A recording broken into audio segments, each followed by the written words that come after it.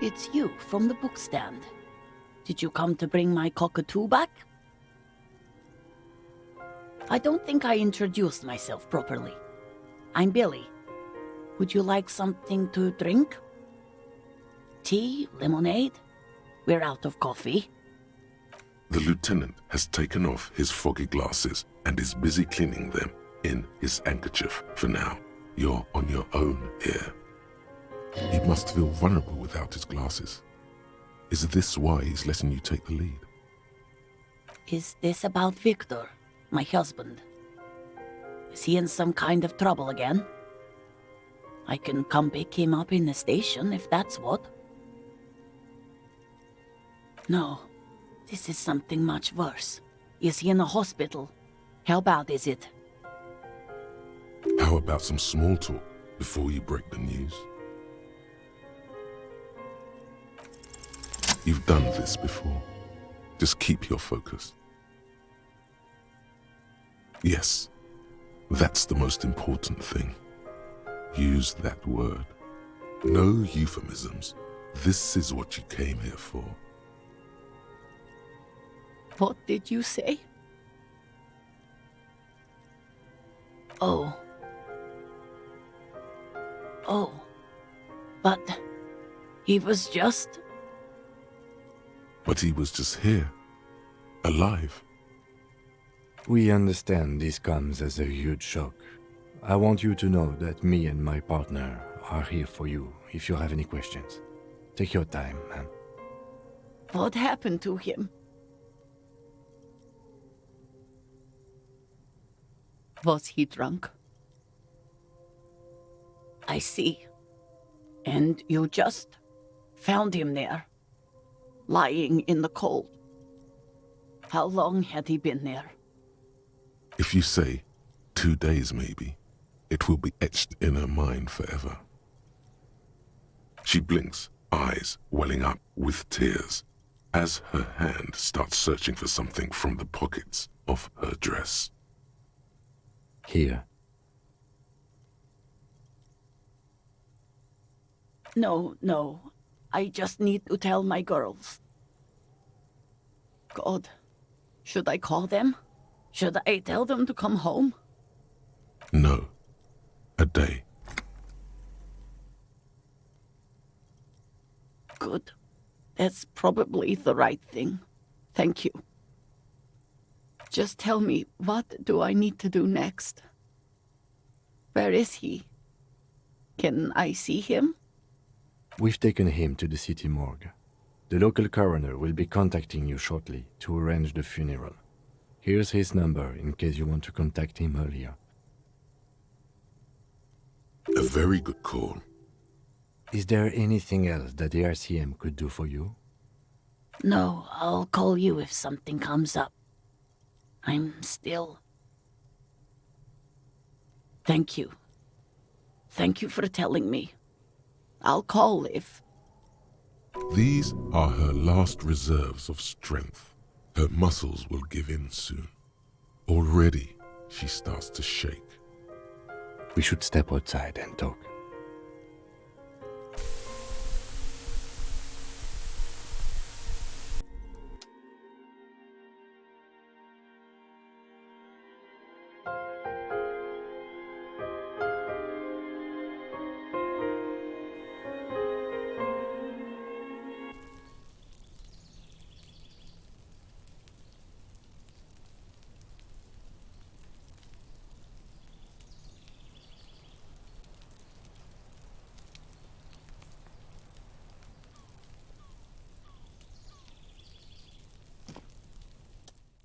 You did well.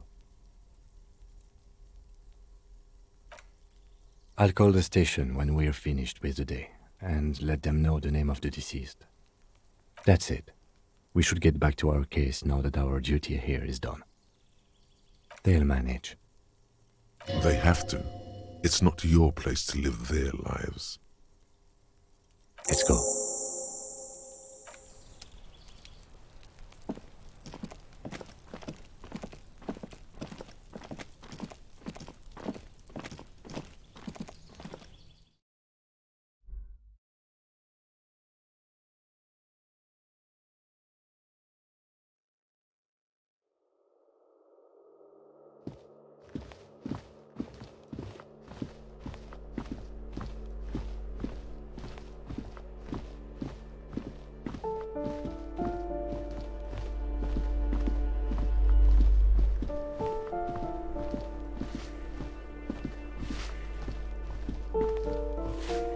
Give me a moment.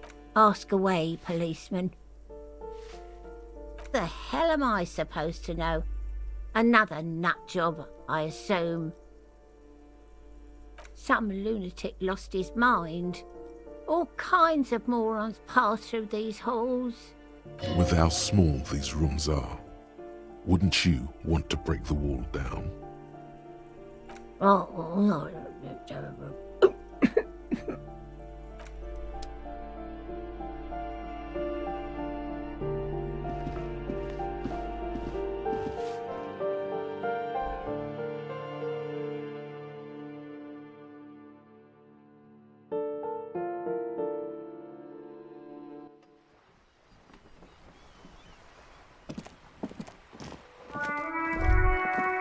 There, do you smell that?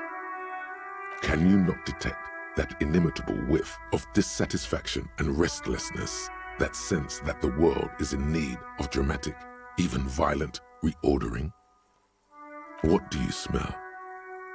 Nothing, or at least nothing in particular. As far as you're concerned, your nose seems to be purely decorative. Absolute rubbish. Your politico-olfactory cortex doesn't deceive you. The smell is coming from that balcony over there. Certainement, a precocious communist youth, a symbol of a kinder, more hopeful future. Now's your chance to establish contact with your revolutionary brothers and sisters.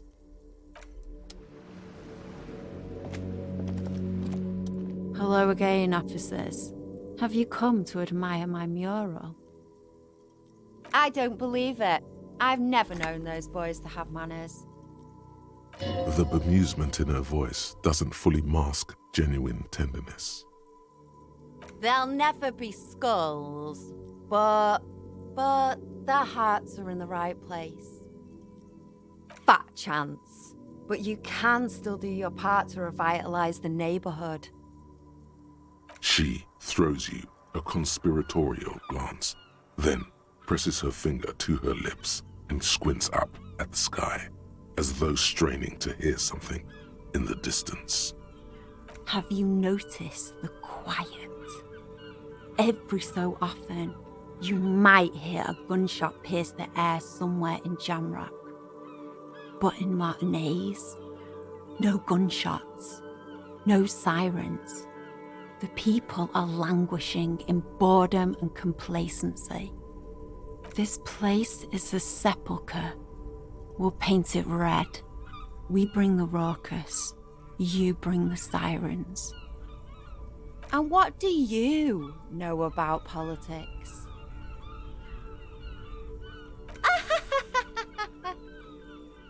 Oh, that's very nice. The little piggy wants to make sausages. Out of what? His little piggy friends?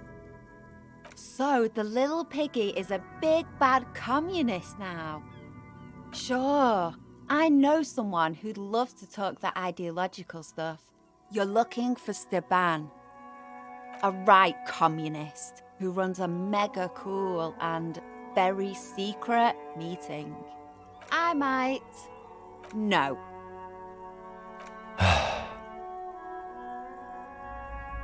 Keep your money. What I want from you's better than gold. Don't look so deflated. Whatever she asks, you keep your chin up. A wicked grin extends across her face. Oink for me, piggy. Just once. Be a good pig now. No oink, no goods. Wrong! This is exactly how I treat my little brother. Well, well, seems like we're dealing with one tough pig. I'm impressed. Yes, somehow you managed to oink with at least a modicum of dignity. The lieutenant, needless to say, is not impressed. Sounds like you're really serious about meeting Steban. It's touching, sort of. Steban's group meets only at night, in an old room in these apartments here. It just so happens you're in luck. Their weekly meeting is tonight. Poke your snout around sometime after 10 p.m. and you might just find them. Just that he's a real communist. Not like the play acting you've been doing. The rest, you'll have to see for yourself. Hold on. You didn't think it would be that easy, did you? See, Stepan's a bit on the paranoid side. He's got all these mega secret passphrases to keep out infiltrators and the like. You can't join the meeting without one. Sure, I do. Stepan trusts me. Why would I? That would be so boring. Now, let's see if you're half as dedicated a communist as you say you are. That's enough. Off with you then.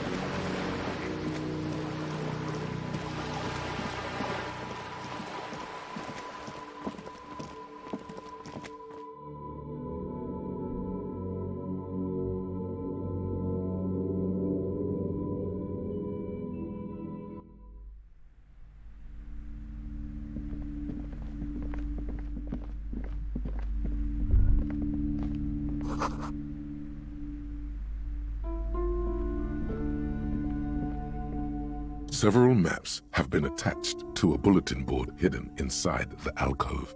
They're held up by small pins. The board has come loose from one corner. The maps look old and faded. Your eye catches a map of Insulinda, a map of Revachol, and a map of Martinez. Map of Martinez. This could work, maybe. Always good to be informed of your surroundings.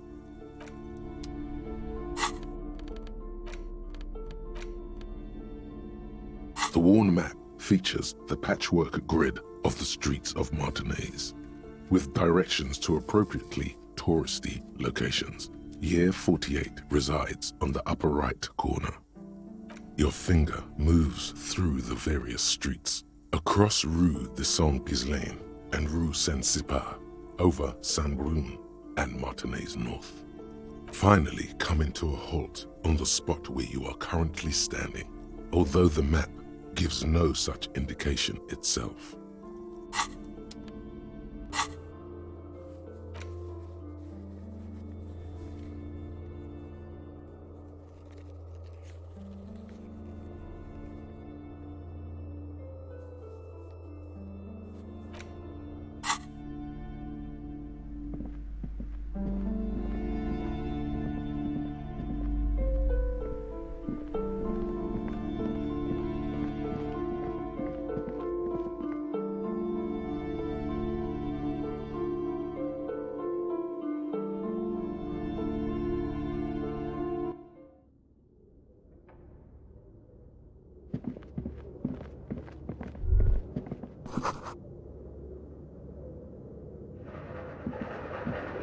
It's dark. And the flashlight works a lot better if you hold it in your hand. Right. Now let's get to it.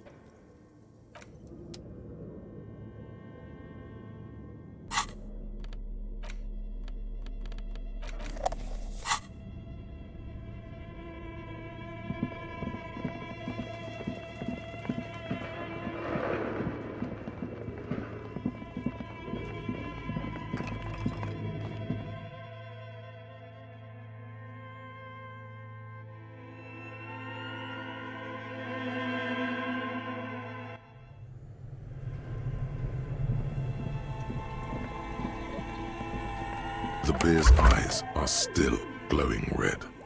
It's guarding over the freezing corpse hidden inside its belly. Your arms reach out and your eyes close, as if by their own volition. It's dark all around. You feel cold, slippery flesh, first with your fingertips, then under the palm of your hand.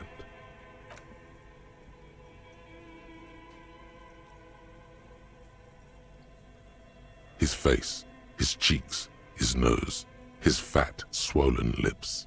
Like a spider, your hand crawls over his features. Everything is silent.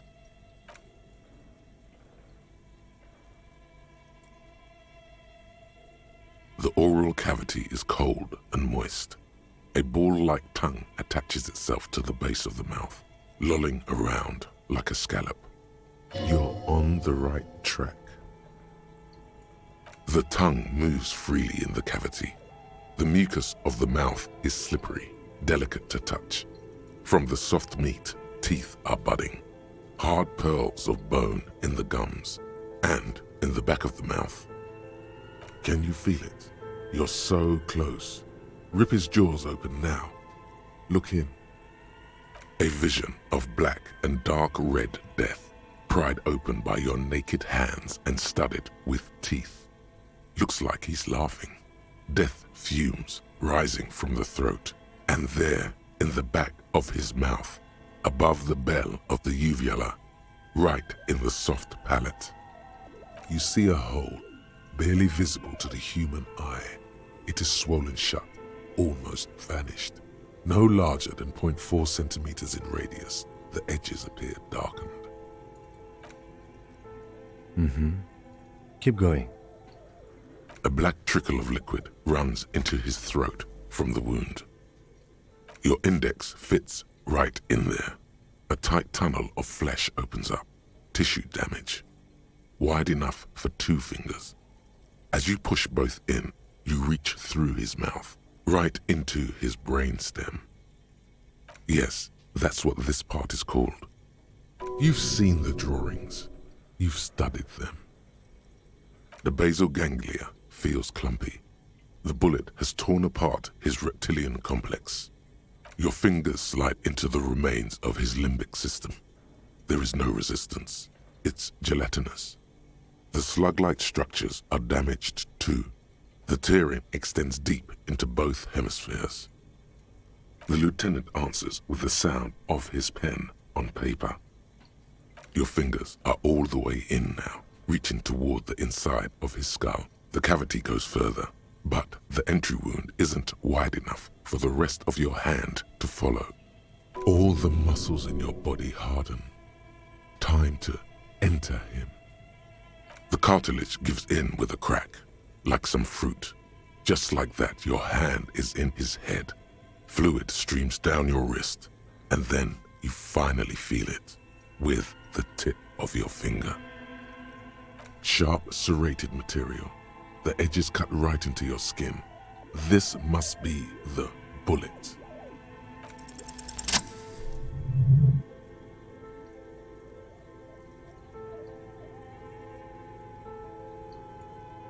You pick the sharp metal bullet between your index and middle finger.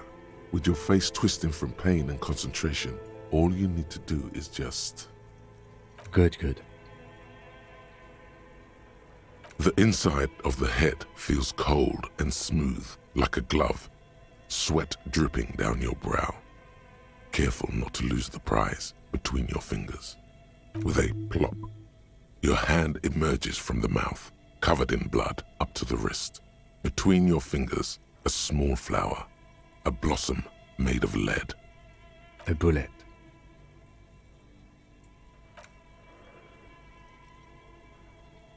The bullet falls in the bag, leaving a smattering of blood on the plastic. He raises the bag under his eyes and says, A non-caliber. Rifle. Some kind of brittle alloy. Fractured on impact. Of course, you've earned it. Looks like we need to add one more item to your injury list. Injury number 4. Oval entry wound with an abrasion collar. Soft palate, back of mouth. High velocity. Temporary cavity in brain tissue. Small exit wound on the occiput. How does that sound? Opinion, fatal injury. And one last thing. We should amend injury number 3, ligament mark. Treatment. It's obvious the Hardy Boys tampered with it. I had my doubts. There were no signs of a struggle on his hands, no claw marks on his neck. But still. His brow furrows while his eyes glaze over. The lieutenant looks regretful for not figuring this out before. Oh, you really do. I am glad to hear you say that. Your room in the Whirling in Rags should come with a bathroom. Be sure to make use of it in the evening. Yes, we should take a closer look at it. I am certain it has more to tell us.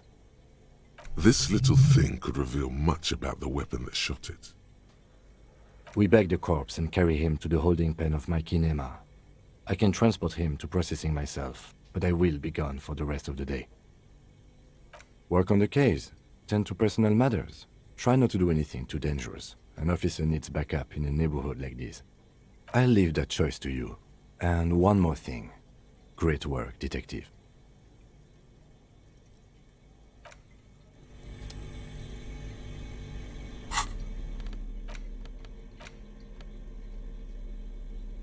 The bullet is safely sealed away in a plastic bag bearing the RCM stamp. Kim has filled out the label on the bag with the item number, case number, and date and location the bullet was found. Beside his orderly handwriting, the bullet looks especially sad, like a tiny, shriveled head of cauliflower. What? Well, if I was the bullet, which I'm not, I would say, find the weapon that shot me. If we find who owns it, we will have likely found who used it, possibly to kill our victim. In conclusion, the more we know about this bullet of yours, the better. The squashed bullet has some sharp edges where the jacket has split open. It feels cold, even through the bag. The jacket of the bullet is made of a yellowish metal. It has blossomed out to reveal a dark grey core. The base of the bullet is close to 5 millimeters in diameter. You can just about make out a few striations near the base of the bullet. Little hairlines, linear. It feels standard. It's quite destroyed. Some of the fragments are still lodged in the wound. What can you say about the bullet so far? A jacketed bullet. Okay. It would have been shot from a military-grade breech-loading rifle, not from a muzzleloader like those typically found on the streets of Martinez. Even the RCM uses ordinary unjacketed conical bullets. This is strange. Very strange. I like this, officer. Strange means unique. Unique means incriminating. We need to find the gun that shot it. Something tells you that won't be anytime soon. This'll have to be one of those epic tasks that's open for a while. A rifle, Revolutionary period. Your bullet looks to be an old 4.46 millimeter from the surplus left over from the turn of the century. Probably an antique or a retrofitted antique. The 4.46 caliber was widely used with the Belmargrave rifle, a Revacholian manufacturer. The BM dominated the battlefields of the Insulindian theater of the anti-centennial revolution 50 years ago. Incidentally, you have just such a rifle with you, the dusty old thing you found hidden in the basement below the commercial area. It's unusable, sadly. If it were, the bullet would probably fit the chamber. No, but Zeliger, a major firearm manufacturer, ended up with a surplus after the war. So there are still a lot of these old military rifles floating around, usually broken. The quality was appalling. Antiques enthusiasts, guerrilla fighters in distant countries, a few lucky jamrock bangers. You're looking for the same thing you found in that hidden weapons cache, only in working order. What are you thinking? Bullet? Okay. And? An antique. That makes sense. There can't be many breech-loading rifles floating around in Martinez, or anywhere in Ravachol, really. Sure, there's some arms trafficking, but the laws prohibiting the use of breech loaders we inherited from the monarchy have been effective, from what I've seen. Some new RCM recruits get impatient with their muzzle loaders once they've trained with military-grade weapons, but they realize it's worth it in the end. Imagine if everyone, cops, citizens, had access to firearms that could shoot multiple rounds without pausing to reload. After the first shot, the second, third, and so on come much easier. But back to the investigation. Doesn't seem that likely, but we'll check out all possible leads. Next step, finding the gun itself.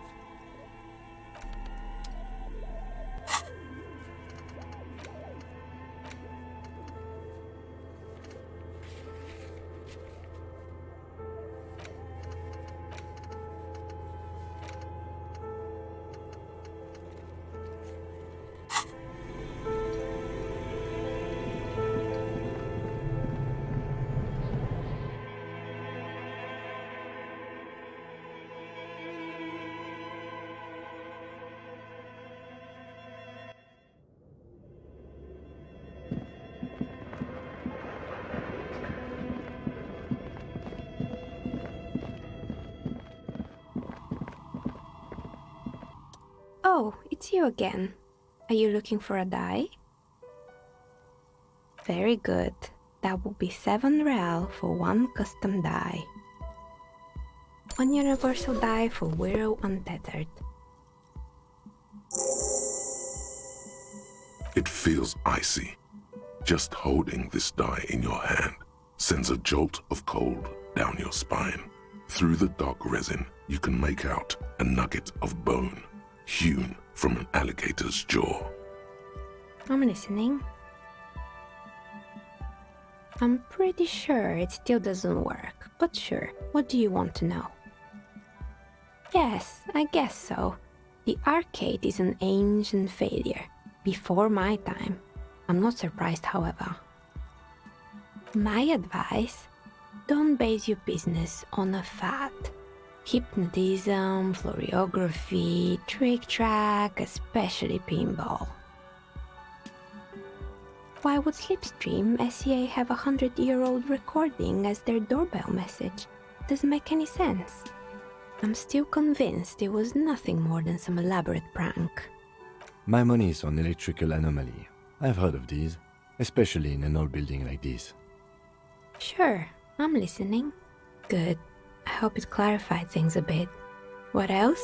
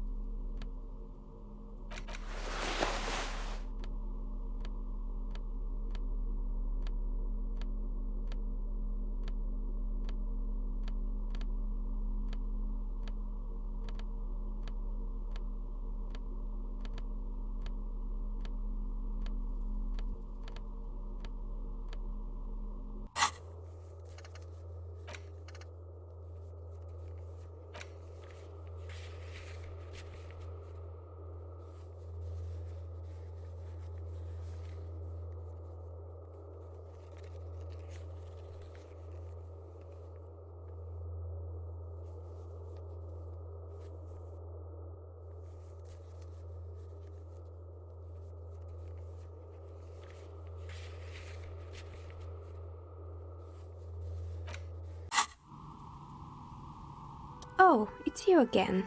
Are you looking for a die? Aside from getting naked, you're not sure what else to do. The building holds no more answers for you.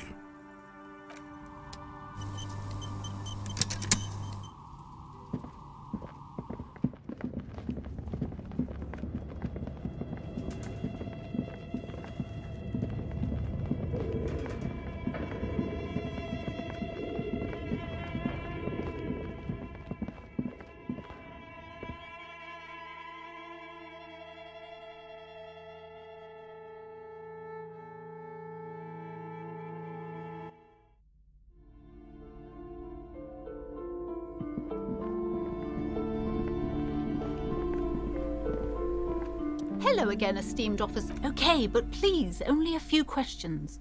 You wouldn't want to disturb the spirits. Yes, the Simonese are very crafty, and their wards are extremely powerful. Lesser wards simply won't do here. The woman looks aloof. Her feature.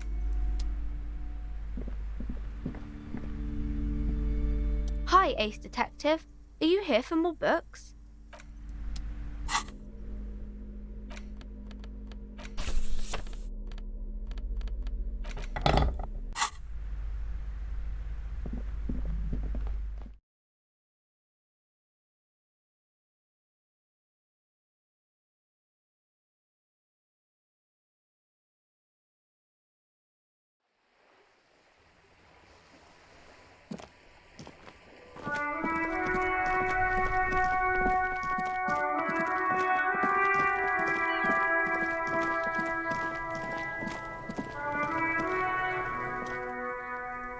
Fuck does Kuno care?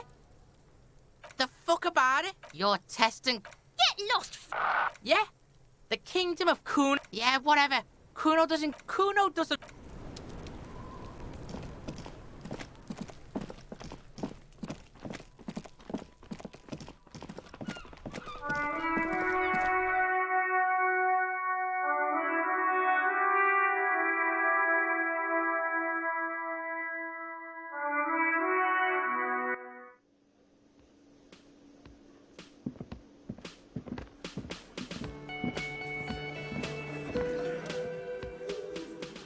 The Coppernado is back.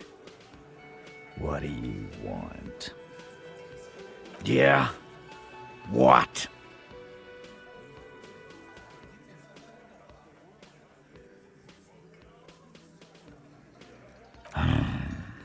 Anything else you want, Cobb?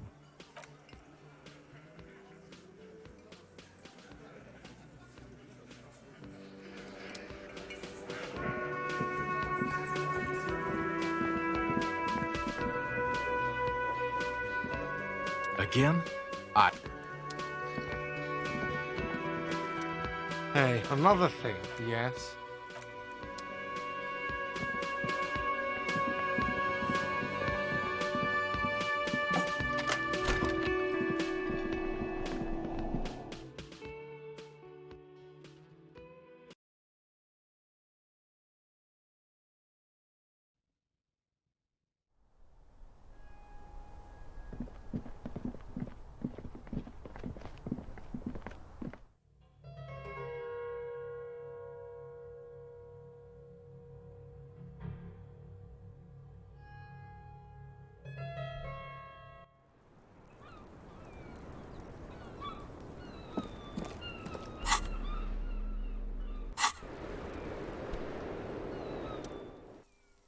I was just thinking, what a nice day for questions pertaining to a murder investigation.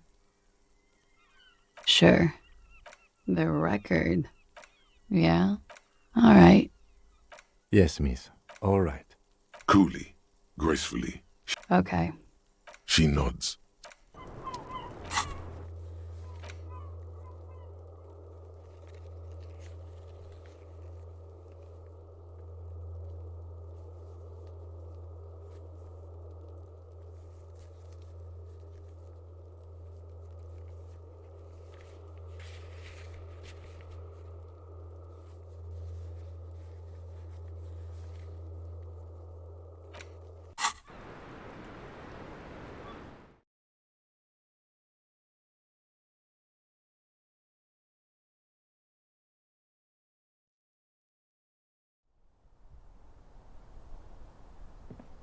same two neon-lit shapes, a man and a woman. A ray of backward motion explodes from the man's mouth, through the window to the roof outside, widening into a radius, A prime. According to your map of the district, this shot could have come from a wide angle of locations, starting with the northern edge of the abandoned boardwalk, ending with an islet in the bay. Let's call them B prime. B prime for boardwalk, B double prime for Land's End, and B triple prime for the islet detective. There may be smaller points in between, but those are too fine to zoom in on. The ray cast from the man's mouth unravels into a fan of possible directions, all on the roof at first. The shot could have come from any of them. This is composite location A prime, most likely of the origin points. 72%, the lights were on in here.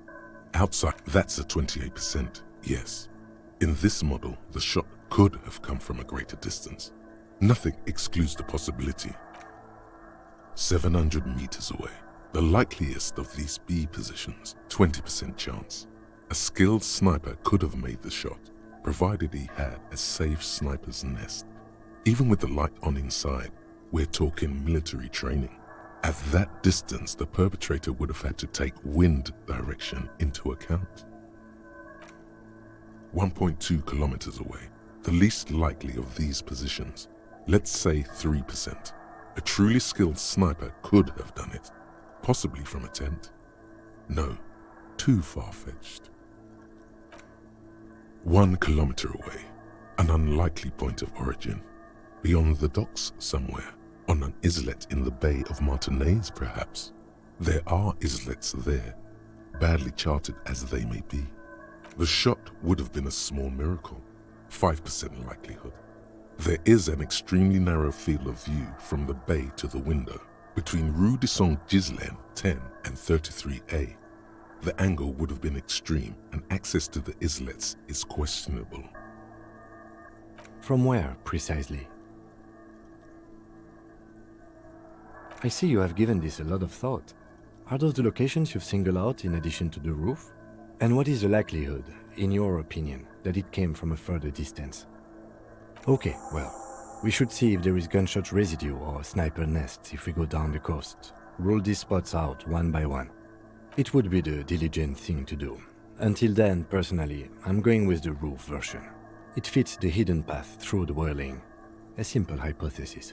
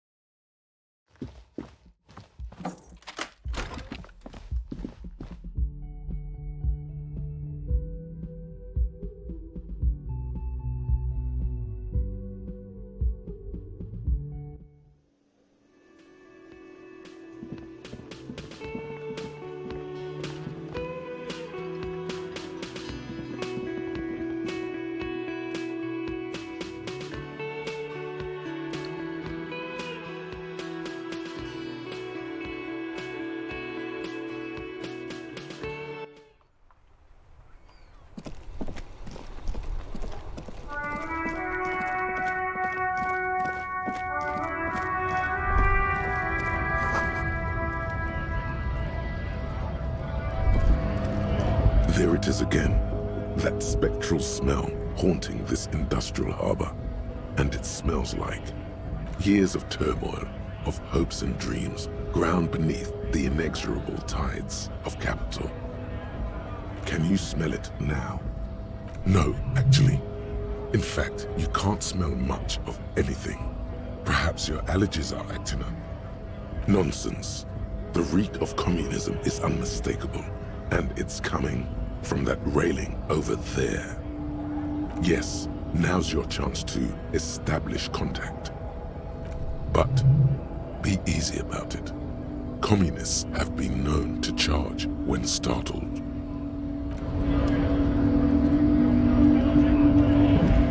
Right! to work!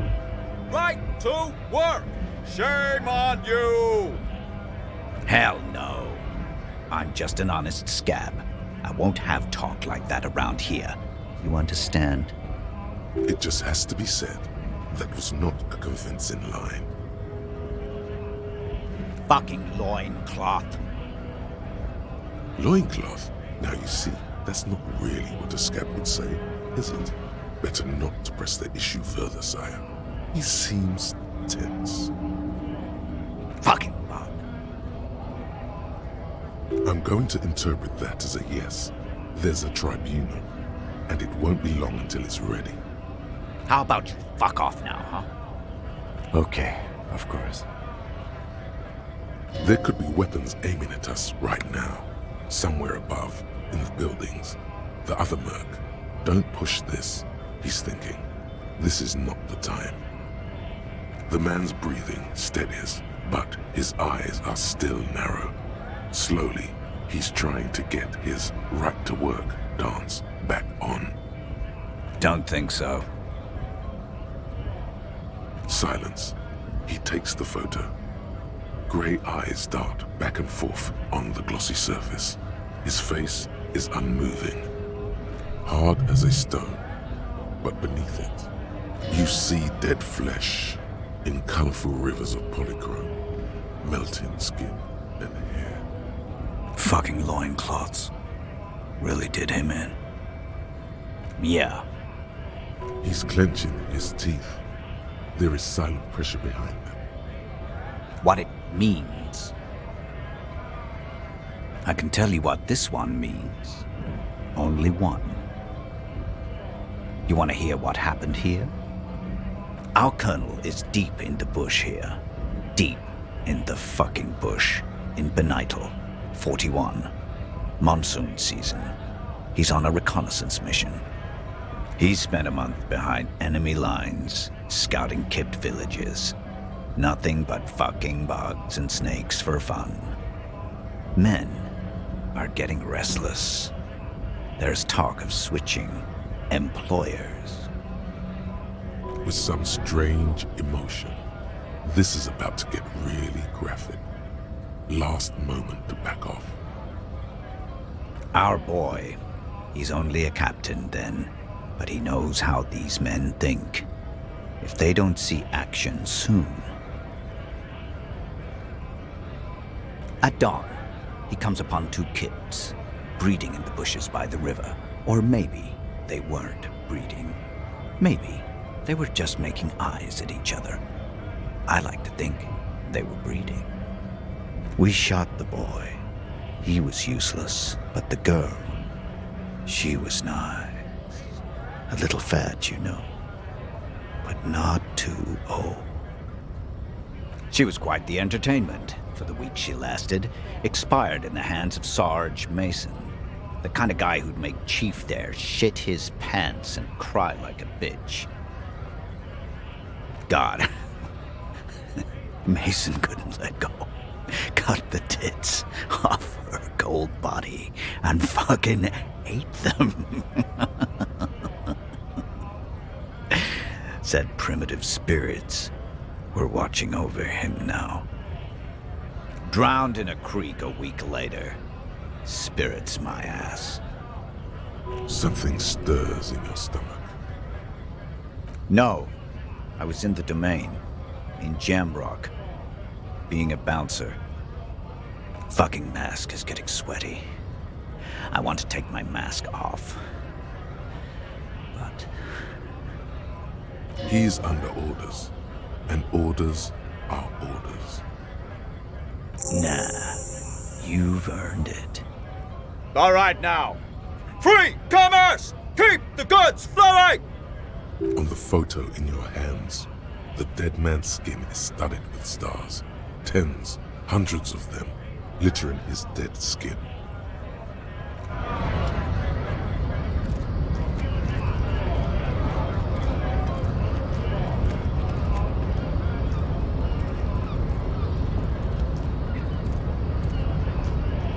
Hola, Wandering Man. How can I help you? What's that, boy, yeah? Now's your chance. Remember, communists are notoriously skittish, so it's best to insinuate your way in.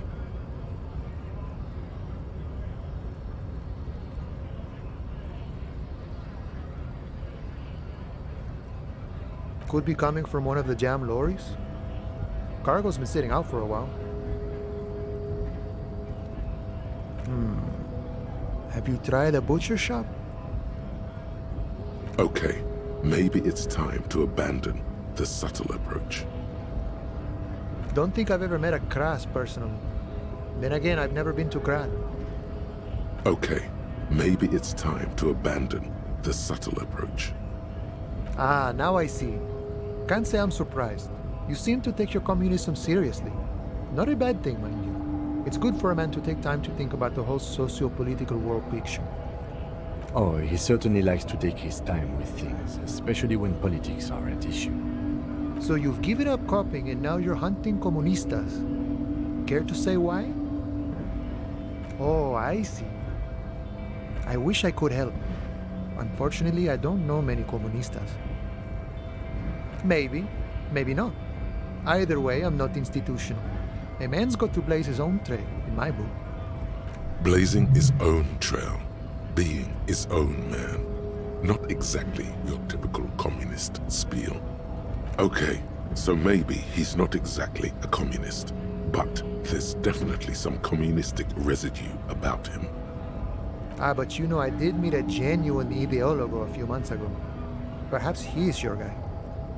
You know, a guy with a theory.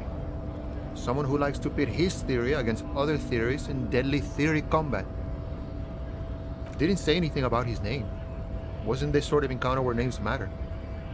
It was late one night as I was leaving the arbor. He was waiting on the corner in a bright white jacket, classic Saramirizian style. He asked me for a light. We shared cigarettes. Then he asked me if I ever thought about getting into some of the extra physical branches of communism. I don't think so, Oya.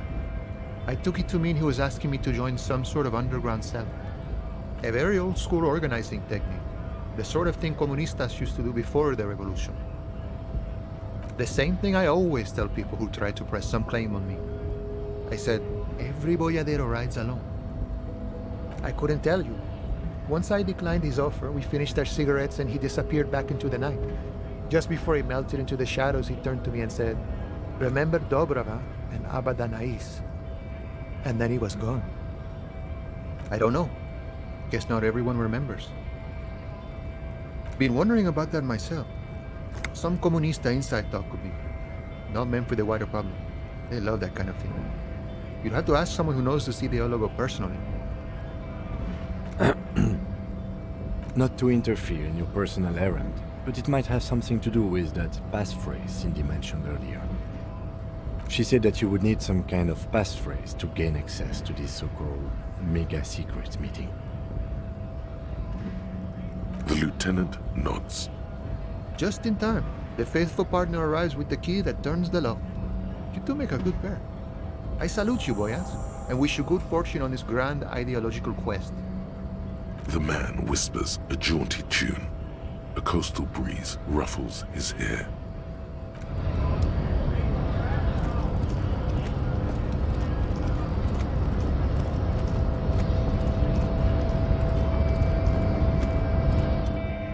The unpromising race pupil returns.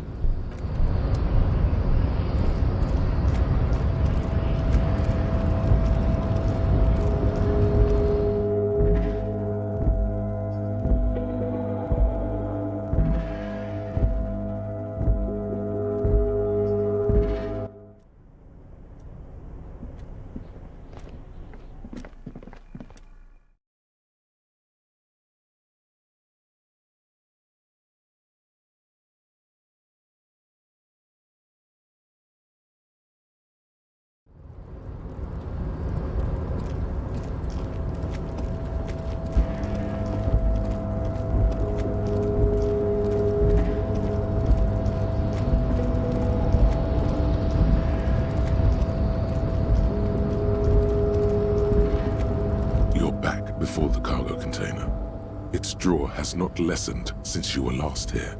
If anything, it seems to have grown slightly.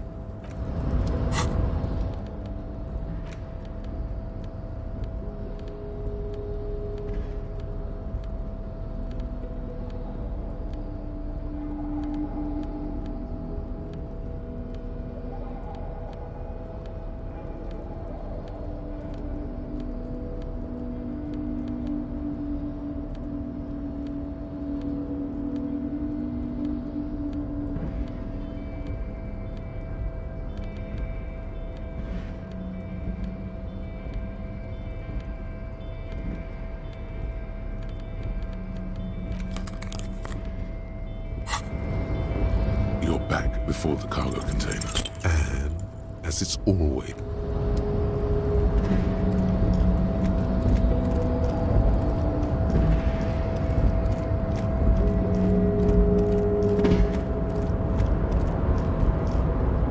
Oh, hey, mister. I'm not gonna bother you with a long greeting, just like we talked about before. I know you're probably a busy man being an important police officer and all, and personally, I think the more people keeping the peace, the better.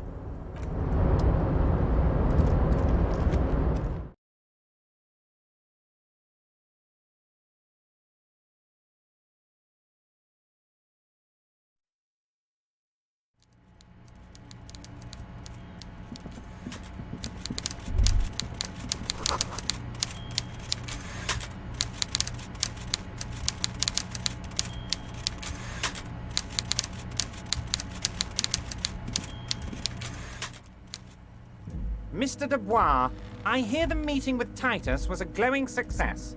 That's such a relief. Titus can be a handful sometimes. Now, what can Everard Clare do for you today? Ah, yes, your side investigation. Thank you. You've got some spirit clearing up phony drug accusations alongside this murder. I'll talk to the mayor and see if I can get you the key to the city, Harry. Now let's talk real business. Actually, Rivershell doesn't have a mayor. He refuses to discuss it further. It's probably just a small nuisance to him.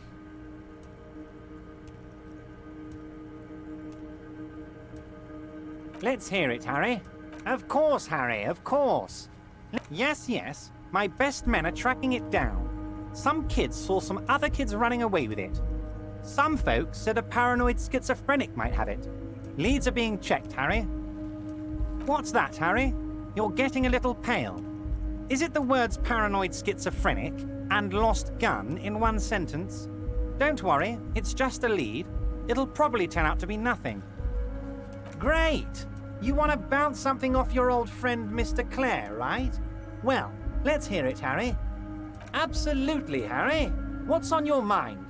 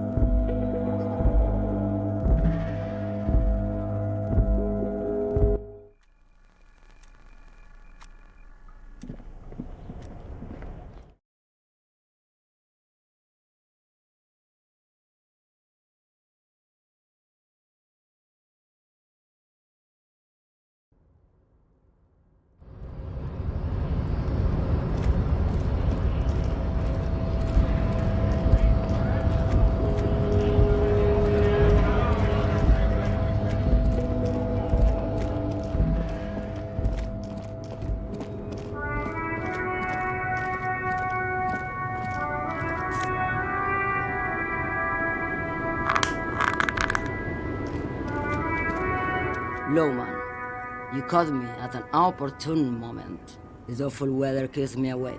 You can entertain me with your questions.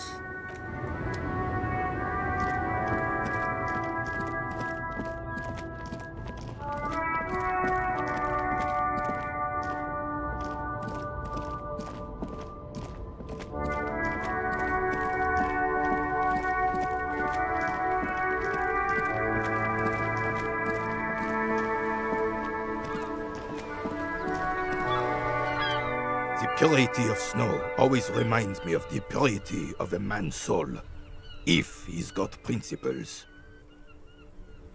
I prefer the old name, Insulindian Lily. Girls bought them to young cadets when they entered service. Wearing them on your cap was supposed to bring good luck. It used to be. But the communards were fond of them too. Call them revolutionary flowers. Bells of the revolution. You know what?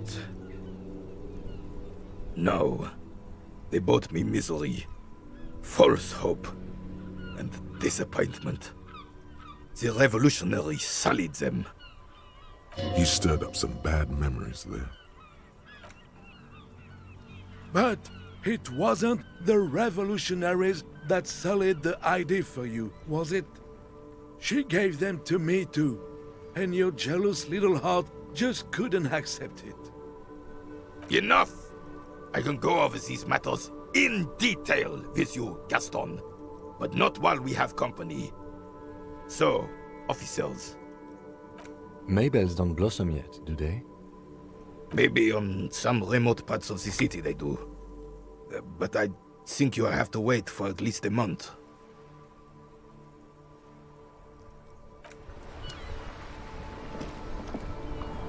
It is such a pleasure to see.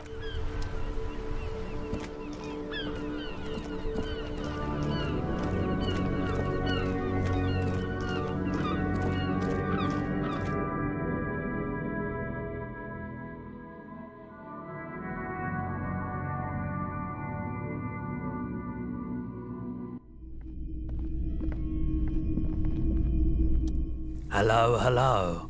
Let me know if I can help you with anything. Sure, let me have a look. I'm not purchasing any more clothing at the moment, and certainly not expensive armor that's liable to bring mercenaries to my doorstep. More than sure. What else have you got? Another time, perhaps? Sure thing. Sure, man.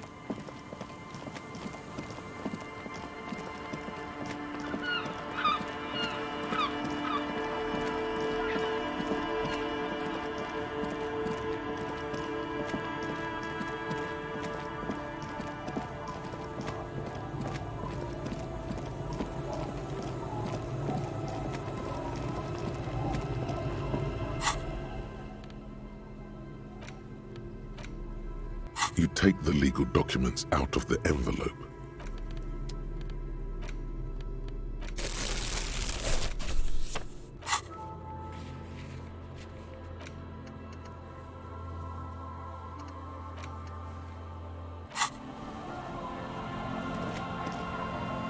Our tenant, the policeman. I hope the waves don't keep you up at night. What can I help you with? Nay, I haven't seen anyone lately. This is my little cinder block town. I know what goes on around here. She's being evasive. She knows something. There was a murder in Martinez. She might be a suspect. We would appreciate your help. Would you now? I know how this world works, and it doesn't work when people tell on each other. Aye, that you are, Dark Omen. Help yourselves and your organization. Help the storm clouds gather on the horizon. There's not much to tell. People come and go. Now, was there something else? I see, man. I hope you don't mind if we look around anyway. You should look around your shack. Maybe she's rented it out to others too. Logic and reason won't work on this old bat. Better go for shameless emotional manipulation. What's the grandmother's deepest vulnerability? What do you mean? What's going to happen? We are gonna grow up, of course. I raised my own kids in this village and they are doing fine for themselves. No, they are good kids. I brought them up the right way. No, they moved to Faubourg for work. Well, I imagine they'll grow up and leave too. You've got her. Now just reel her in. Then... Wait. Let her come to it herself. I don't believe the Fat Man's Youth Center is going to change anything. But what other choice do we have? It's not like the coalition government is coming to save us. I won't be around much longer anyway. Not with the dampness in my bones. If they want to take a chance, who am I to stop them? Aye, we do. We do. But how do we do that? Reluctantly, she takes the pen from your hand, scribbles her name on the line, and hands everything back to you. See that you didn't just get us all screwed. I might be half blind, but I have a good memory for treachery. Let's go, Melit. Huh? I like to see him try. If anything, I am gonna muscle him out with construction noise. That doesn't make a whole lot of sense. She doesn't seem surprised by this sudden twist. Get out of here, trying to ruin my day. And that youth center better be a good one, or you'll have trouble from me. I wield an army of drunks. Do not underestimate the effect of such a force, if it's pointed to the right direction.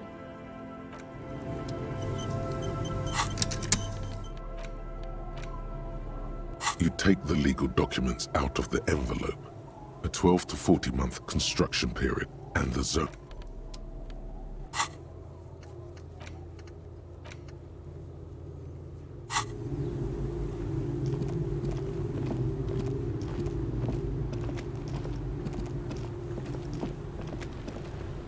The waves are beginning to die down. Look at those little bastards. Simmer down. Simmer down, bastards. Why does she care about the waves so much? What is it with waves and fishermen? We need to be out there with them, fishing, making a living. So I asked them to accommodate me. But until that happens, I can try to assist you the best I can. So, what will it be, officer? Oh? Who? Okay. When did this person stay here? Oh. I've been out on the sea for most of the past week. The weather's been good for fishing, so I usually start at 4 in the morning. Yes, that's the optimal time. Got to make the most of the calm. I've been sleeping like a corpse after. The sea really takes its toll. Now I'm just waiting for the wind to settle to get out there again. Sorry I couldn't help you out. Maybe I can help you find someone else. Really? Are you sure you're not also looking for Nadia Harnancourt? Or Ignis Nielsen? Or the Great Lost City of Ace under the waves? A lot of stuff. I guess that makes you into some sort of terrier. Either way, I can't help you out. Oh.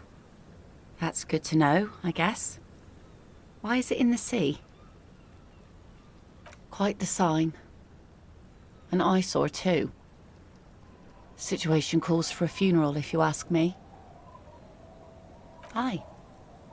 Feels deserved, don't you think? Falling in the line of duty like that and all. And why so? Our things are part of our life world. They're made with human sweat and they share human history. We should care about them as we care about humans. To some extent, at least. Oh yeah? You won't even be able to get it out of the water before early June. And where are you going to bury it? Who to invite? What music to play at the wake? Take it from someone who's been through a few funerals. It's easiest to just leave them there and let nature take care of it. That's all we have time for right now anyway. Come back here in June and see how you feel about it then. It's not like it's going anywhere. Yes, that is a pity. But for now, let's focus on the things we do get to do. Like the murder investigation, for example.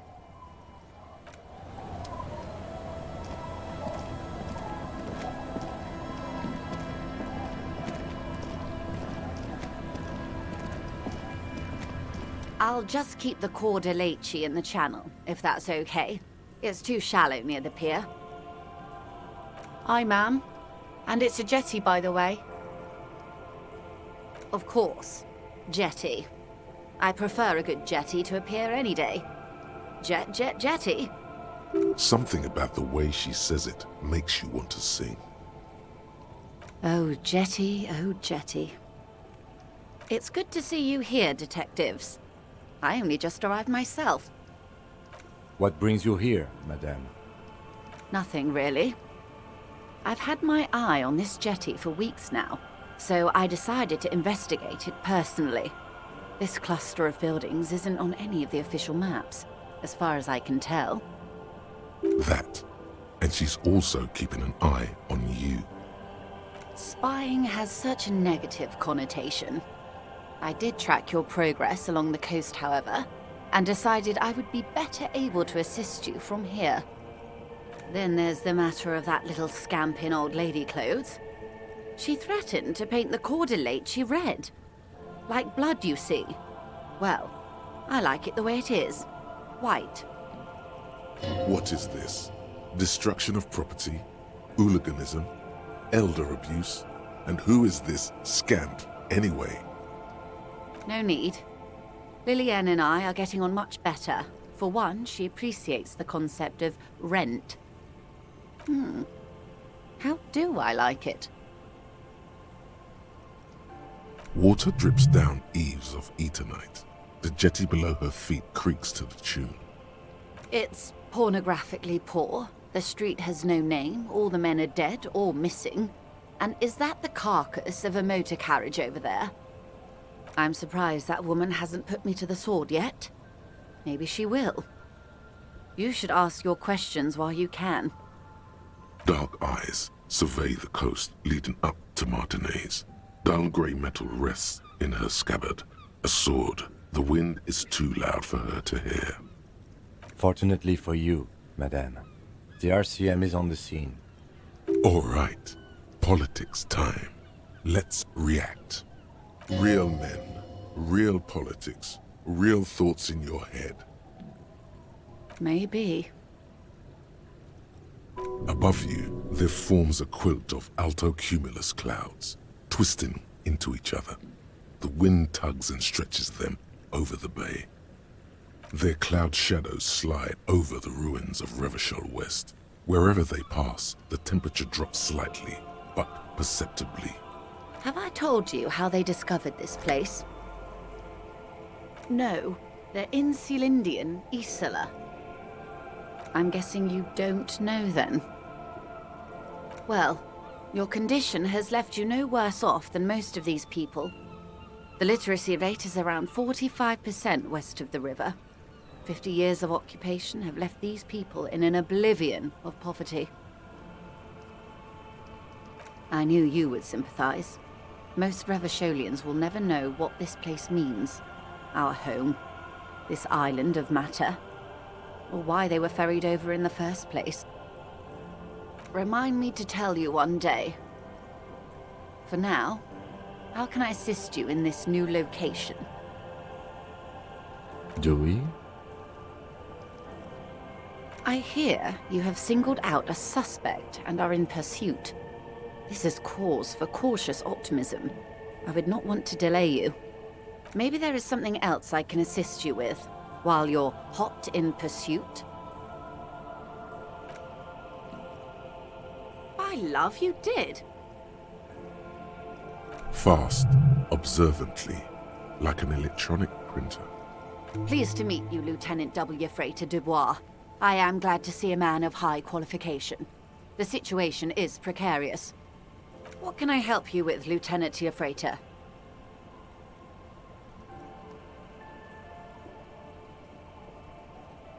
Of course. Of course. How else can I help?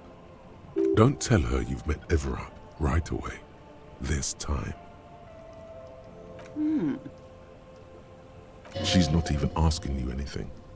It's so easy to just say. A referral, you mean? I take it this was for someone in the RCM. Don't answer that. Such referrals may sometimes get you information from a man like Everard. Did it? Detective, I advise you to be very selective with what information you choose to share. This may have consequences beyond our line of sight. Yes. That's the talk about town. The Hardy Boys, they're called. Find the name rather amusing, honestly. Misinformation. This is all because we haven't shared information on the lynching yet. See? Already the adversary uses it to their advantage. Don't let him. Hurry up on that probe. The moment you tell me you're finished at the traffic jam, I will gladly tell you the company's side of the story.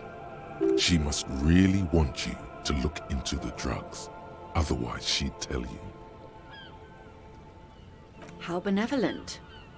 Hopefully they'll help you sort this whole business out, if they haven't already. While we appreciate your assistance, ma'am, I'm afraid we can't discuss the specifics of an ongoing investigation with you. That is only fair. It looks like you may untie this knot yet. There's something in you that really likes the way she's looking at you just now. I wouldn't have taken Everard for a saber rattler. Was he surrounded by Union men he wanted to impress? No, it was more like he wanted things to get worse. In secret, of course.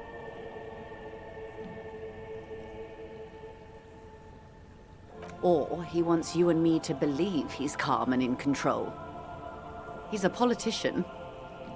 Of course, politics is showmanship. He is constantly performing for us. And lying, too. I am sorry I don't catch more of his falsehoods. There are just so many. There's always that risk, ma'am. But if I may offer my opinion, he means it. I'll think it over, Detective. She tries to hide it, but some great doubt is spreading within her. There is a crown slowly cracking above her head. You can't say, only that she's hiding the magnitude of it from you. What? Yes, of course. Everything's fine. Perhaps there's more gossip you'd like to share. What you've said is quite enough.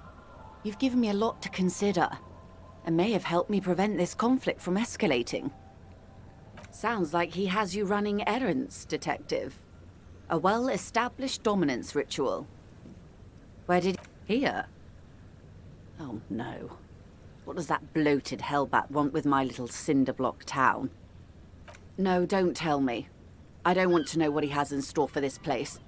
Probably a statue. It's a statue, right? A giant statue of him. Or better yet, his twin brother. Practically the same thing, but makes him seem less like a psychopath. A youth center with Edgar Clare's statue on top of it. Go ahead. Help him. Make it so. I have no power to stop him. First, there won't be a youth center. Whatever he has told you or the residents, it'll be something horrific, perhaps even worse than a statue. So, yes, I do. A fishery. I've been speaking with Lillian here. She gave me the idea. The infrastructure is all here, and with my connections... Sadly, it's just one of the million things I'll never get round to. I just have to accept that I'll never be the rich candy girl who goes around solving people's problems with money. Yes. I'm sad I'll never have the time, Detective. I've always wanted a dilapidating fishing village. She is more defensive about it than usual. Full of ghosts and ancient memories. Has this errand yielded you any information? Of course, Detective. You can always drop by later, should something come up. Now, what else can I do for you? Of course, anything to help. I am sorry to have been the bearer of bad news. If there is anything else I can help you with, please ask. More lessons in basic reality? My favorite part of the day. Go ahead, ask me anything. It remains a mystery what you mean by this something close. This isn't about you. It's about reality. Glad to have been a visit.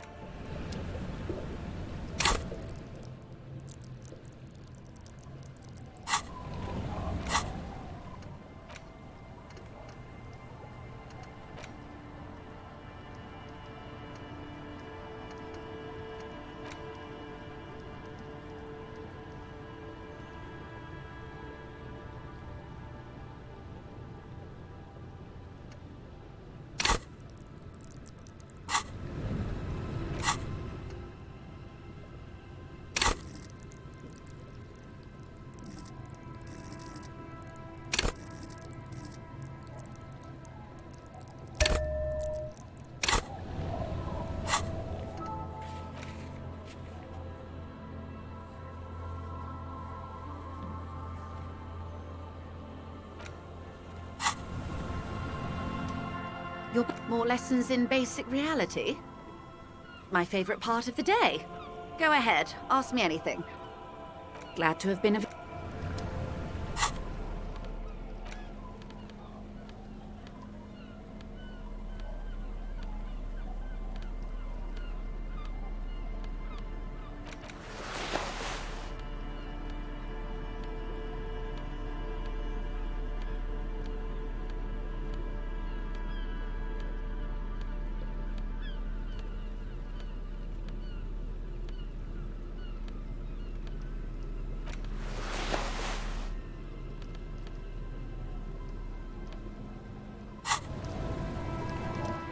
You're back. More lessons in basic reality? A strange... It's on the tip. Glad to have been a...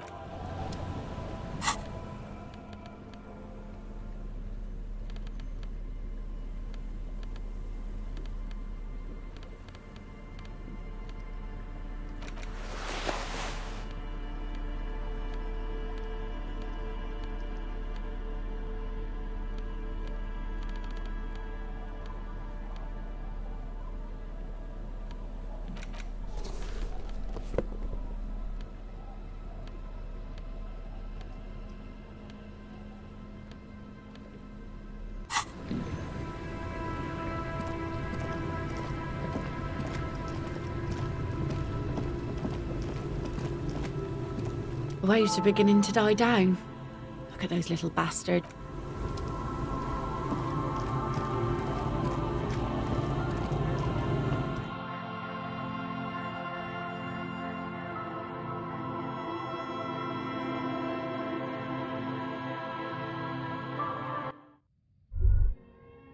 A brisk coastal wind still howls against the window of the shack. Occasionally, the waves crawl in under the foundation, producing a low hum. The room feels muffled, like you pulled your hat over your ears. Outside, it is cold and windy, but you're inside, and it feels safe and warm. What is this place to you? Behind the half-built cinder block house at the other end of the village, there are 3 people drinking. You're new crew. You don't need the old crew. Oh no, you have a new crew to get drunk with. You already were a part of their crew once. You can get drunk with them again. You're probably going to hang out there a lot, behind that cinder block house. It's where you belong. Who are you talking to? There is no one here, not even cold. Outside, the howl of the wind has picked up. The waves crash against the stilts again.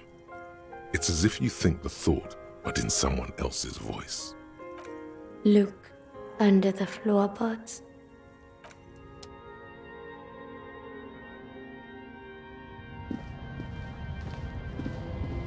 As you look at the floorboards in this corner of the shack, it's clear one of them isn't quite level with the others.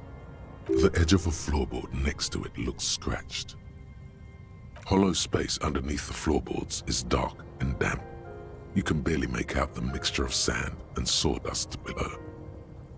Nothing particular catches your eye. Looks like more reeds. There might be something hidden inside the sand though. You stick your hand in and start combing through the sand. Dry, not like outside. Fine dust. And then something hard wrapped in paper. A small cylindrical object. You pull it out. A bullet. A 9mm bullet, to be exact, fit for all muzzle loaders of that caliber. The floorboard isn't interested. Maybe the washerwoman is. You have enough to confront her with.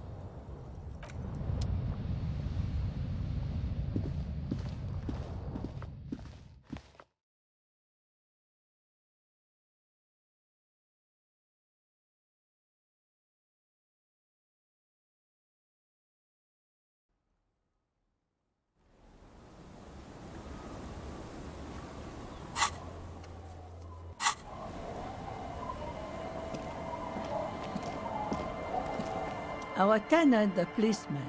I hope the waves don't keep you up at night. What can I help you with? Damn that girl. And without anger, a long and harsh life has taught her not to buckle under pressure. A bullet? You didn't put it there, did you? She did. Gone and hid things in there? She's usually a good tenant, and not a stupid one either.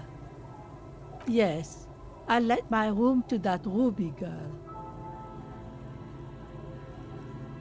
As I've done before when she's been in trouble or just looking for solitude. I've made it clear, we welcome all kinds of people here. She came last Friday, left on Monday in a hurry. What has she gotten herself into, that girl? That's for the police to find out. Right there. Please answer each question to the best of your ability. I'm sure we have a few. Yes, early with the dogs, around 8 o'clock, I think. She probably heard the Lieutenant's Kanema drive by, and it woke her up, just like it did you. Yes. That is a downside of having a 130 kilowatt engine. It lets the bad guys know when you are coming. I cleaned it, like I always do. No. The truth, sire. She's good company. Knows how to talk to an old woman. At my age, you don't get a lot of quality conversation. So I really appreciate that about her. Did she talk to you much during her last stay? No, she was mostly silent this time. Kept to herself. She tried not to let it show, but I could tell she hadn't come to fish. Usually she likes to cast a few lines, but this time she mostly stayed in her room. How would I know?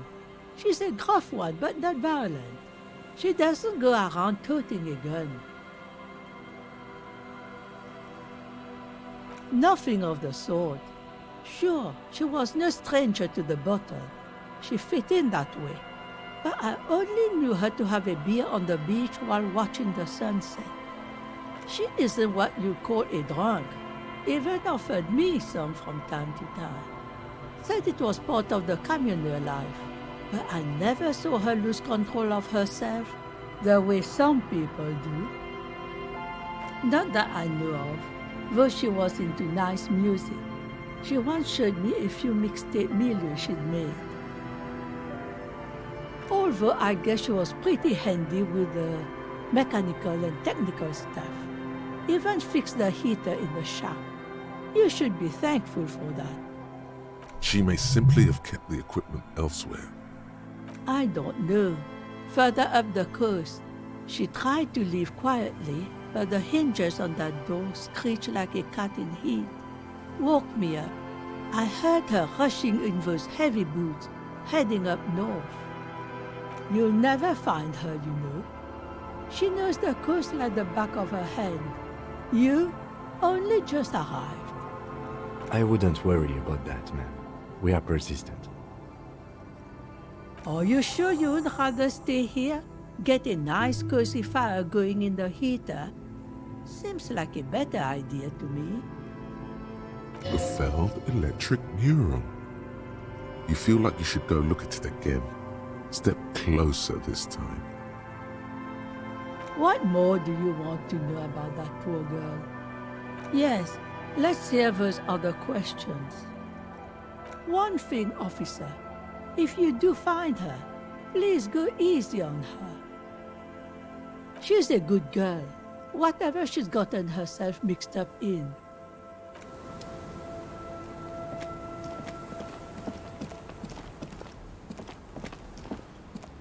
The scruffy-haired little boy kicks a stone while the other watches him do it.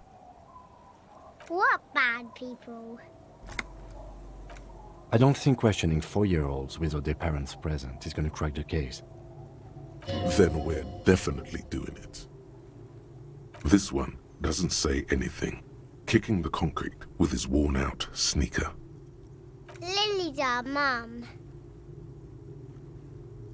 The stone kicker laughs suddenly. His head is too large for his shoulders. The other one laughs as well.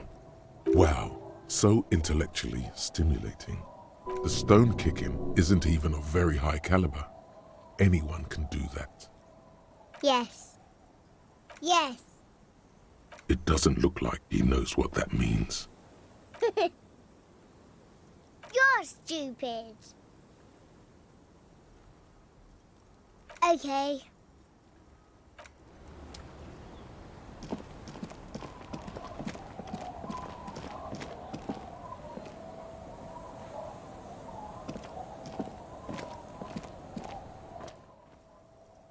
Tequila Sunset. Can't really remember seeing any women after losing my keys. It's a touchy topic. He hasn't got laid in ages. He really has no idea who this Ruby is, sire. Let me take a sip to moisten up my cords. Tequila Sunset rolled into Martinez last Friday. And by Tequila Sunset, I mean you, the man, the myth. Hey, let's not jump ahead of ourselves. This is your story. Stop interrupting. You got here on Friday to solve a case, hoping to be the early bird who gets the worm. And by the worm, I mean the buzz. Because as far as I know, all you did was get pissed drunk. Word on the street is you went around the local hostel telling people that you're a police officer, and that it would be really fucked up if you shot yourself in the head right in front of them. That's pretty high concept, if you ask me. The lieutenant's brow is furrowed. He's listening as casually as he can. It was a late Saturday night when we, the Union of Moribund Alcoholics, were getting our drink on. Nothing remarkable about this. We get our drink on 24/7. Makes everything warm and glowy. I trust you know the feeling. One moment we hear the sound of a motor carriage revving up somewhere on the plaza, followed by a series of dings and bangs. Naturally, loud noises pique the interest of anybody owning a pair of ears. That's just the reality we're in. Anyway, there was a brief silence. A gasp of silence, if you will, followed by a real commotion. We heard the carriage careening towards the coast at top speed. Sounded like someone jumped the canal. We grabbed our brewskis and rushed to the jetty. Never underestimate the speed of an alcoholic. What we saw was a sight to behold. A beat-up police carriage containing you. Right there on the beach, you revved the engine and screamed at the top of your lungs, "The time hath come!" So, naturally, being the curious cat I am, I asked what time hath come, to which you replied, "The time hath come for tequila sunset, the end of all things." Your reality contracted. You jammed the pedal, plowed right off the jetty, and through the ice. Your hands cramp on the steering levers. We ran towards the ice whilst you crawled your way out, miraculously unhurt, covered in seaweed and shit, like some kind of sea monster. When we finally got there, you were sitting on the beach crying. You said that your badge and uniform were in the car. It was too late to get in there, though. The carriage had sunk too deep.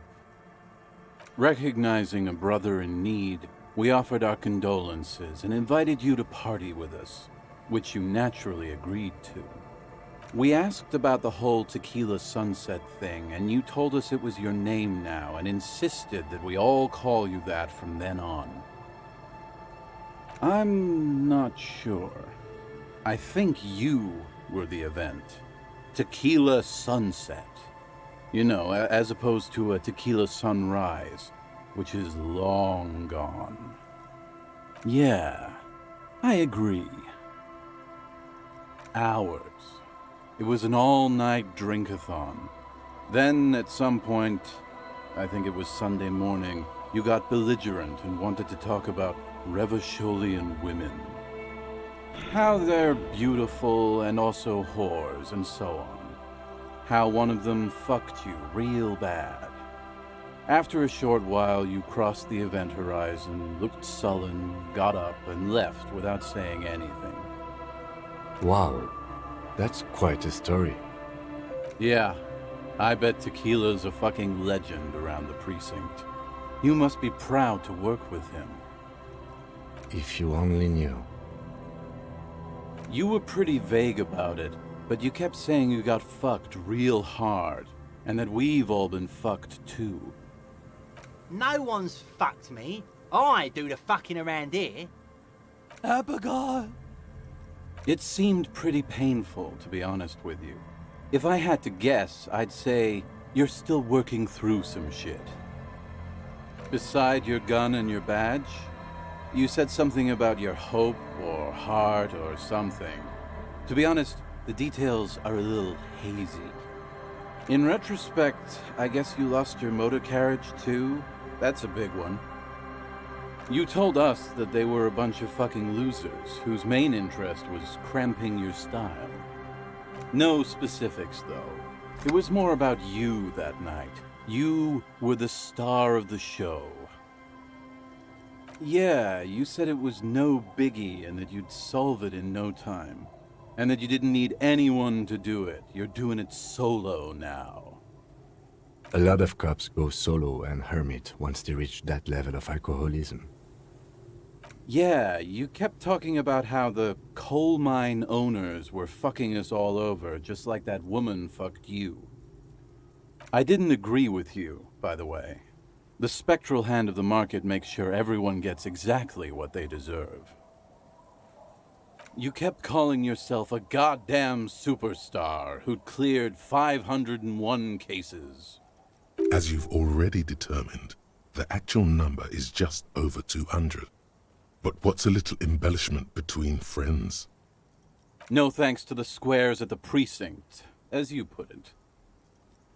It's a hard thing for a man to confront his past. That's why I avoid mine at all costs. Whoop-de-doo. So now I'm a fucking storyteller. Right, why not? Better than a beach bum. It depends, really. Are you willing to help me out? You might get scammed here. No, the reality of the situation requires a rather modest contribution. A little motivational package. Booze. Did you already forget our party? The thing I relayed to you earlier. So, have you got anything for good old idiot Doom Spiral? A bottle for a story. Seems fair to me. Classy. Hey, Spiral Boy, you gonna share that?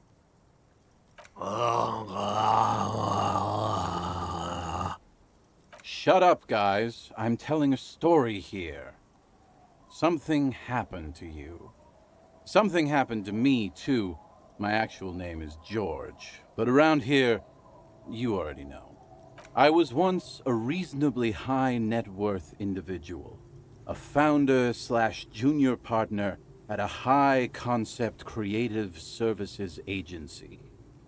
When my story begins, I had just landed a major contract with an insurance firm.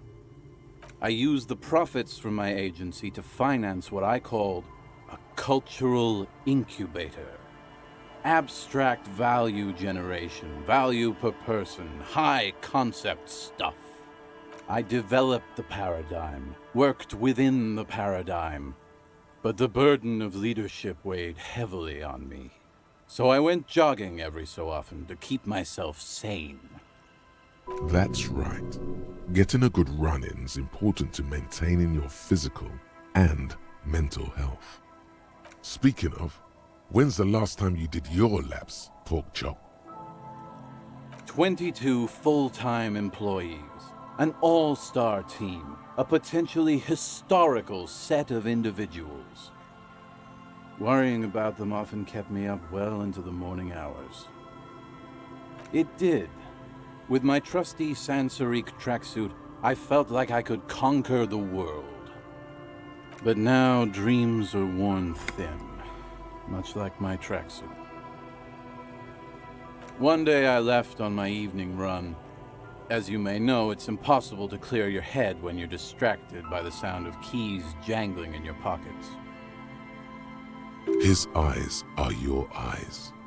So I removed the key ring and put the keys for the front gate and the apartment into different pockets to stop the jangling, you see. At least, that was the plan. I was halfway done with my usual lap when it started to rain. The reality situation became very wet, very quickly. Wet, okay? It was raining really hard. I made my way back home and discovered that I didn't have the key to the front gate. I'd mixed it up with the key to the letterbox, which was useless. Naturally, the situation required me to climb over the gate, which I did. There was no climbing down because I slipped and landed on my ass. Ouch, indeed. Reality was looking rather grim just then. Me lying on my ass in a mud pit in the middle of a heavy shower. But when life knocked me down, I always got up. So I made my way across the yard. Standing in front of my apartment door, fumbling with my pockets, I realized that I'd also forgotten my apartment key. I wish I were, Tequila. I wish I were. Instead of my apartment key, I'd taken the key to the office. I rang my neighbors' buzzers. It was late, and most of them didn't even answer. Those who did assumed I was trying to sell them something and hung up before I could even explain the situation.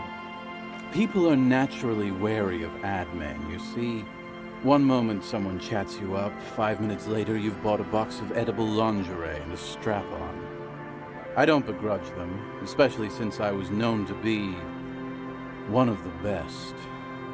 Just then, I experienced a moment of clarity. I still had the key to my office. I could wait out the storm there. But when I reached my office, I remembered that I'd asked one of my producers to change the locks that day. And since I hired only the best, he'd already done it, and I couldn't get in. Anyway, long story short, life spiraled out of control. I haven't gotten into my apartment for years, And my girlfriend left me because she didn't want to date a homeless man. The company, well, you see where I'm going with this. So, now you've heard my tragic tale. What do you think? Like nothing you've ever heard, huh? Tequila, I've thought about this series of events for a long time. If there was anything else to it, I would have thought of it by now. Why didn't you go to the authorities? Well, at one point they came to me, but, you know, I didn't have any ID on me, so they tossed me in jail for 2 days. I can't say it increased my faith in the RCM. No offense, gentlemen. The hobo lifestyle definitely has some perks. Not having to pay rent, first and foremost. Not being responsible for 20 other people is nice, too. But that charm wears off pretty quickly.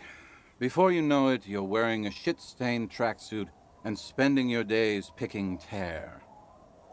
Good fucking question, Tequila. If I knew the answer, you think I'd be hanging out on a beach in this formerly premium but now extremely dirty two-piece Lycra tracksuit? I used to own my reality situation. My business buddies and I had our own creative services agency. I had a nice apartment, an even nicer piece of ass. But somehow it all got away from me. Now I can't hang on to anything. Just last week I stole this nice new jacket, but then I lost it too. The only things I haven't lost are these two drunks. My agency, man. The Boom Boom Room. Our concept was combining high art with the lowest forms of marketing. The color red, breasts, and oil painting.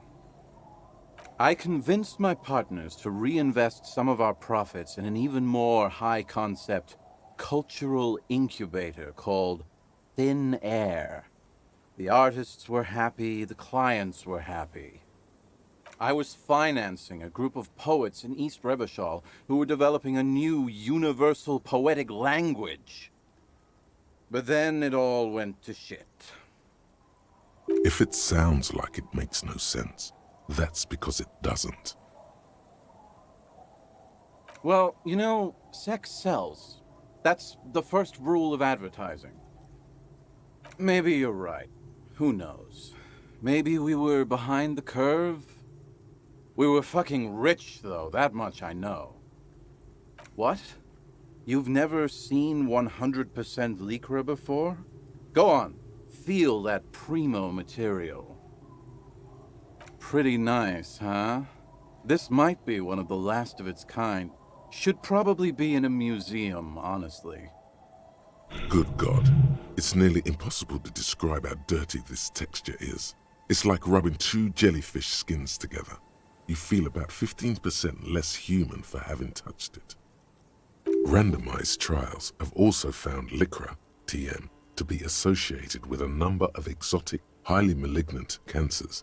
So you also have that to look forward to. And then there's the smell. But you don't even want to think about that. Wow, you're lucky. He never lets me feel it. That's because your paws are fucking filthy, Rosie. We're right next to the bay. You could wash them any time. My fellow members of the Union of Moribund Alcoholics? They're exactly what they look like. Hey, Tequila! You want to buy some speed? Shut the fuck up, Rosemary. He's a cop, remember? I thought he was a cool cop. A gurgling sound comes from the direction of the non-responsive man. And yeah, you're already acquainted with abs. So yeah, that's basically us. We drink together. Tequila, it's a verifiable tragedy. It was practically brand new. Sure, it didn't really go with my Lycra threads, but it did itch a lot less. Say, you're a detective, right? Maybe you can help old Doom Spiral out. Solve the case of the missing jacket. What do you say, Tequila? Nah, this isn't it. Falm, That's medium concept stuff. Totally not my style. It's a big world out there, Tequila. A lot of lost jackets in it. Don't know why you'd think this could possibly be mine. Hey, Doom Spiral. Ain't that the jacket you stole the other week? Not on your fucking life, Rosemary. What's wrong with you people? Like I'd be caught dead wearing fawn, like some low-concept bicycle courier. Tell you what, Tequila. Why don't you just hang on to that one? I'll get another jacket someday. At least you got a nice jacket for your troubles. What's in a name? Hey, Spiral Boy, you gonna share that?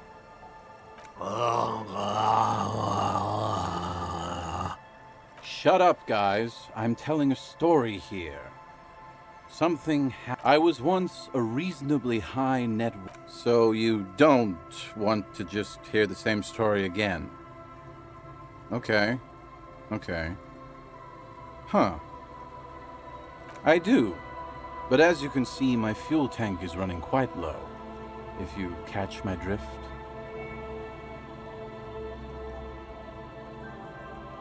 Then I can't keep on telling the stories. Okay, let's step aside for a second. I have something I want to talk about.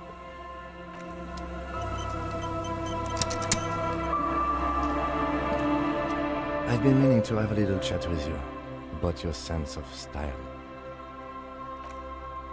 I'm glad you finally started dressing a little more like an officer of the RCM. Keep it up. Your half-brother is proud to stand beside you. The lieutenant regards you for a moment, unsure whether you're making a joke or not, and if so, whether he should acknowledge it. Right, detective. You are one regular cop. You know the expression, the clothes make the man? The right outfit in the right situation can make all the difference in the world. Let's not get ahead of ourselves, detective. A warm smile. Anyway, we should probably get back to the case. Let's go.